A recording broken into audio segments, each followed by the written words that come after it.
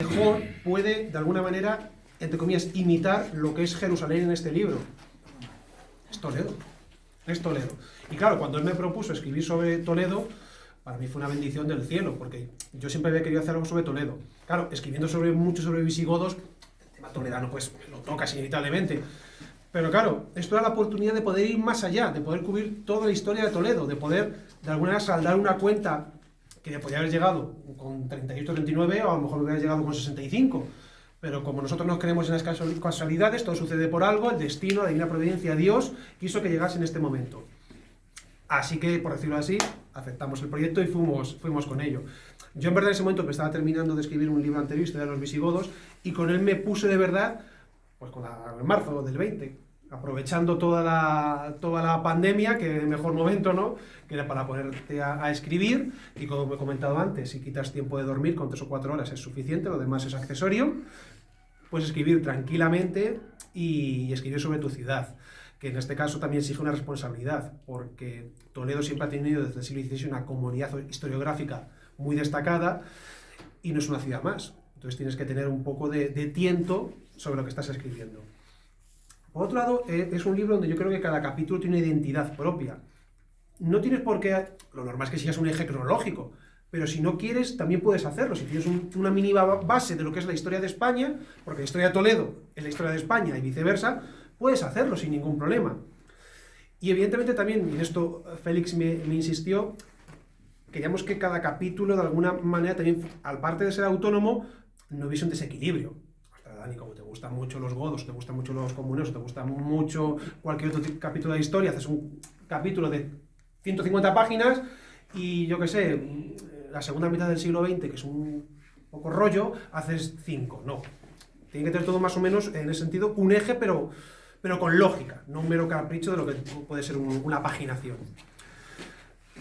El libro, pues, lógicamente, arranca aparte con la introducción, la justificación de por qué este libro, de la importancia que se da al hecho simbólico, identitario, esencialista, tradicionalista, con los orígenes de Toledo, lo que es el Toledo carpetano, el Toledo romano. Luego saltamos a la época visigoda, donde hemos dicho que empieza el mito toledano, donde Toledo es lo que es y sigue siendo lo que sigue siendo, es por lo que sucedió en época visigoda. Luego un capítulo dedicado a Tula y Tula, Toledo musulmán. Luego nos vamos a ese capítulo que se llama en sí la ciudad sagrada, yo sé que a ti te gusta mucho, que es el que va, como decía, de Alfonso VI a Alfonso X el Sabio. Se cierra un círculo y se reconfigura en verdad lo que es la ciudad sagrada. Luego tenemos lo que es el Toledo de la Baja Edad Media, donde ocurre algo muy interesante que no he comentado y tenía guardado para ahora. Se estudia lo que es la Gran Guerra Civil Castellana. Pedro I, no digo cruel o el justiciero, que cada cual le ponga el apodo apelativo que quiera, contra Enrique de Trastámara. Fijaos, cuando Enrique de Trastámara gana la guerra, y ya sube al trono, Enrique II, ¿dónde se entierra la nueva dinastía? Los nuevos reyes Trastámara, ¿dónde ponen su panteón real? En Toledo, en la capilla de Reyes Nuevos. Esto evidentemente no es casual. Enrique II, Juan I y Enrique III, el resto ya de los Trastámara fue otra cosa, se entierran en Toledo. Es la mejor manera de justificar y argumentar que ha habido una ruptura, por decirlo así, en lo que son las dinastías, los Borgoña y los Trastámara, pero tú estás en Toledo. Eso te sirve de marco justificativo e ideológico para proyectar tu imagen a tus, en este caso, tus súbditos. Luego, evidentemente, la cuestión de los reyes católicos, y luego un capítulo que tiene mucha importancia, que es el capítulo del siglo XVI. Yo el otro día en una entrevista comentaba que es imposible aburrirse en Toledo en el siglo XVI. La muerte de Isabel I, Cisneros, lo que decía, los comuneros, Carlos V. Carlos V, ciudad imperial, donde Carlos V recibe, por ejemplo, a Cortés y Pizarro, es en Toledo. Comienza a levantarse lo que es la puerta de bisagra, que sabéis que tiene una simbología muy potente. Felipe II, el traslado de la corte a Madrid. El traslado inmediato de la corte a Madrid en 1561 no supone una crisis. De hecho, hay 30 años más donde hay un profundo desarrollo de Toledo, a nivel social, poblacional. Toledo, más o menos 1560, 1580, 1560, 1570, 1580, llega a tener en lo que es el casco antiguo más de 50.000 habitantes. Ahora tenemos 90.000 en todo Toledo, no en el casco antiguo. En el casco no hay ni 10.000. Apenas. Pero en aquella época había 50.000 personas. Toledo era un foco de atracción, mucha gente quería venir, incluso esta gente muy pobre. ¿Por qué? Porque estaba el arzobispado y se daban muchas limosnas. mucha caridad. Por eso también mucha gente quería venir a Toledo para ganarse la vida. Pero a partir de la última década del XVI comienza la crisis y decadencia. Una crisis y decadencia que en verdad ha continuado hasta el siglo XX. Hasta casi la caída del franquismo, me atrevería a decir. Hasta la transición, casi. Eso es. Evidentemente con estabilización y demás, pero cuando Toledo se quería levantar, que si una guerra de sucesión, que si una guerra de independencia, que si una guerra civil, había algo que, ya no digo recuperar, porque eso fue imposible, porque Toledo llegó a bajar de 50.000 a apenas 20.000 habitantes. Es una burrada, perder más de la mitad de tu población. ¿Por qué? Porque el foco de atracción se fue a Madrid. Toledo, gracias a Dios, y nunca mejor dicho, se quedó con algo, que es seguir siendo la cabeza religiosa de España. El siglo XVII es un siglo de crisis y decadencia, pero también de florecimiento cultural. Cervantes, Lope, Tirso, Calderón, todos pasan por Toledo. Quevedo, todos pasan por Toledo y escriben algo sobre Toledo. Sobre Toledo y sus alrededores, los cigarrales de Toledo también les llama mucho la atención, eso lo escribe Tirso de Molina. El siglo XVIII, ya lo he comentado, la guerra de sucesión, muy importante, se incendia de Alcázar, la época de Felipe V, Fernando VI y Carlos III, ese Toledo ilustrado. Luego tenemos el Toledo del siglo XIX, que como Toledo de alguna manera, entre comillas, con el impulso de la ilustración, parece que puede sacar un poco la cabeza, guerra de independencia, los franceses. Claro, Toledo sufrió muchísimo, insisto, es que no somos conscientes, y hubo muchas batallas muy importantes de la guerra de independencia muy cercanas a Toledo, pensadlo. Talavera, Almonacid y Ocaña, todo alrededor de Toledo. Entonces, evidentemente, Toledo no tiene la fama de Madrid, Móstoles o Zaragoza, pero aquí golpeó muy duro lo que es la guerra de independencia. Si a eso le sumas la inestabilidad, lo que yo llamo en el libro el siglo de los vaivenes, que es el siglo XIX, desamortizaciones, liberales, moderados, carlistas, la crisis del 98, es imposible levantar. Que eso no quita para que en lo que es la segunda mitad del 19 llegasen muchos avances. Lo que es el teléfono, etcétera, etcétera, todo eso evidentemente fue llegando y adaptándose a la particular orografía de la ciudad de Toledo.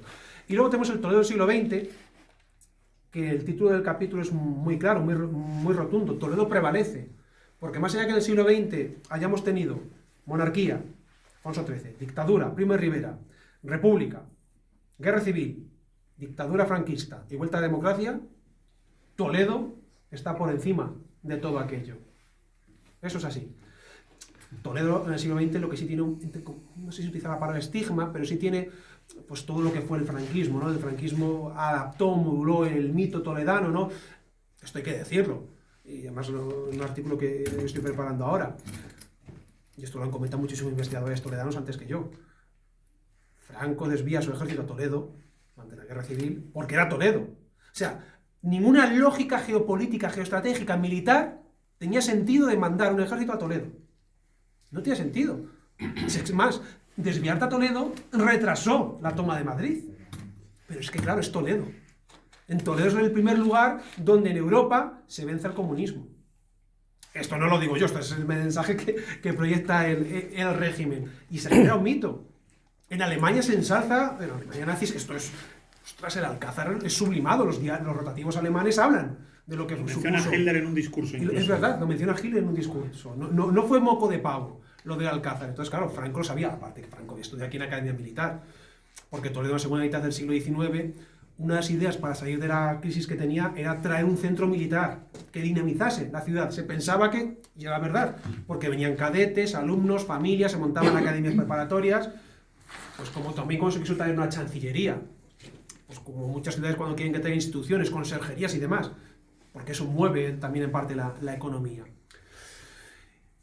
Y luego lo que es la segunda mitad del siglo XX, bueno, pues lo que es el franquismo, ahí evidentemente se menciona a un gran personaje toledano como es Federico Martín Mamontes, el Águila de Toledo, ya lo hemos dicho, el primer español que ganó el Tour de Francia, y ya avanzamos a lo que es la llegada de la democracia en Toledo, cómo son los procesos electorales en Toledo, que quiere decir que ha tenido más predominio lo que es la izquierda que la derecha, más el PSOE que Alianza Popular o que el Partido Popular, y cómo ahora mismo Toledo, en verdad, mirando con perspectiva, es una ciudad que puede ser, si el toledano es consciente de lo que significa su ciudad y hace un ejercicio de responsabilidad, es una ciudad que es más para avanzar que para retroceder.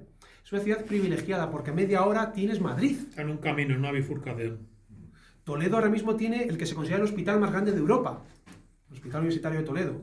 Se ha instalado el Parque Pou de Foix, no sé pronunciarlo, mi francés muy nefasto, ¿vale? Que está al lado de Toledo. Es una ciudad con crecimiento y desarrollo económico. Pero claro, todo esto, y se insiste en el libro, tiene que hacerse sin olvidar, en este caso 700 páginas, pues sin olvidar más de 2000 años de historia. O sea, no puede hacerse una ciudad, venga, vamos a hacer una ciudad meramente moderna. Por eso digo esa bifurcación, tiene que elegir. O de verdad se pone en valor, o se convierte en un parque temático para visitantes y turistas. Que es poco el problema que tenemos exigentes. nosotros en Toledo. O sea, en Toledo la percepción es que esto es un parque temático, es una ciudad que ha perdido identidad. No sucede, por ejemplo, como en León u otras ciudades de España, donde se vende una identidad de ciudad y una identidad de región. Aquí la identidad toledana, la identidad castellana, Hace un teatrillo. Los toledanos no tienen este sentimiento de... A ver. conocen su historia.